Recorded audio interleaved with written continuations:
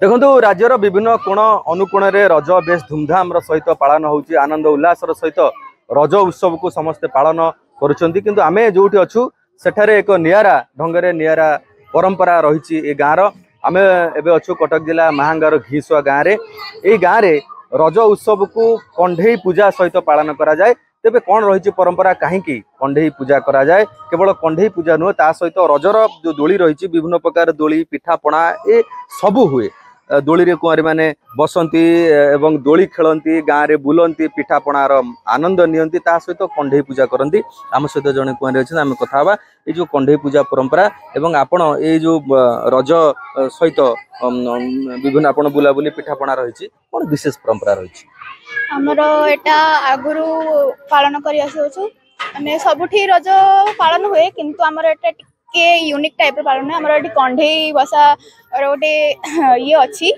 तो एठी हमें सजबाज दिन से दिन हमर कंढे बसे आ समस्ते कुआरी माने से माने आसिकरी एठी भोग करंती एठी बसंती सजबाज हुअंती तापरे हमें एठी बस भोग खाऊ लूडो खेलू चेस खेलू ए देखो रजर जहाँ रही मौज रज मौज सहित कंढे पूजार विशेष परंपरा अच्छा कह जाए आपण गाँव में झील मैंने कौन काम कर प्रकृति ना 3 दिन जाक किसी भी काम करती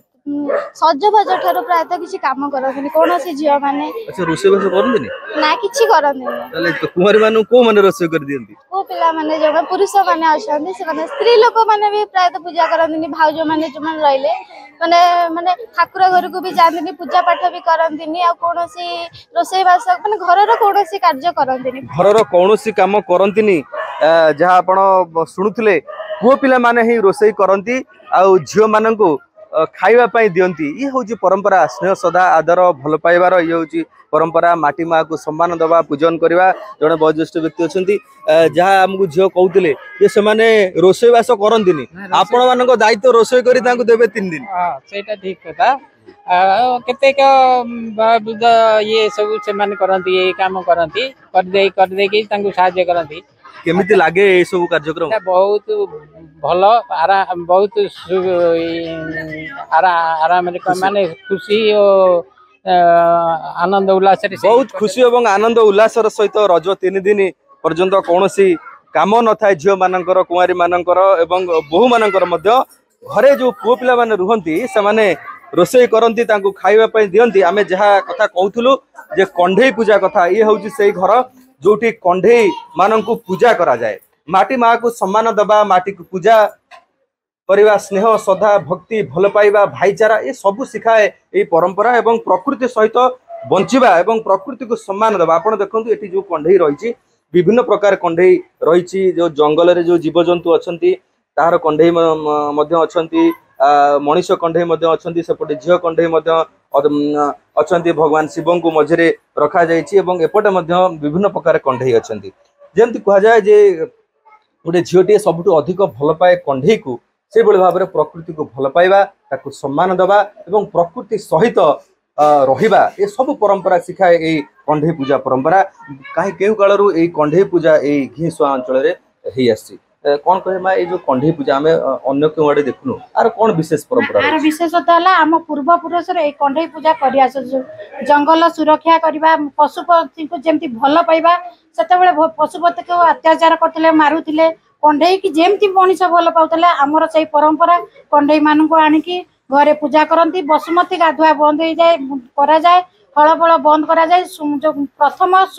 पहलू रज दिन गाधे पाधे सब पूजा करती गाँव बहु मान समस्त सहयोग कर पिठा पणा दे 3 दिन कंढे मान को पूजा करा जाए एवं जहाँ से कहते समस्त को भल पाइबा सम्मान दबा श्रद्धा करवा ये हूँ विशेष परंपरा आम सहित जड़े महिला अच्छा आम सहित कथा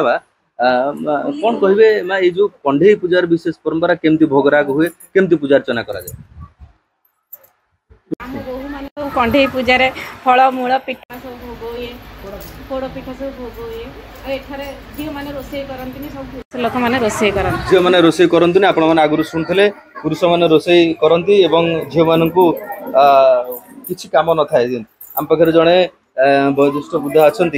माँ ये जो कंढे पूजा अन्य कौटी न था आपण बाप घर ये कंढे पूजा अच्छी ओडिशा रे ए कंढे पूजा आगुरी बहुत परंपरा आगुरी पूजा है आउ ए 3-4 दिन को पृथ्वी रजस्था होता है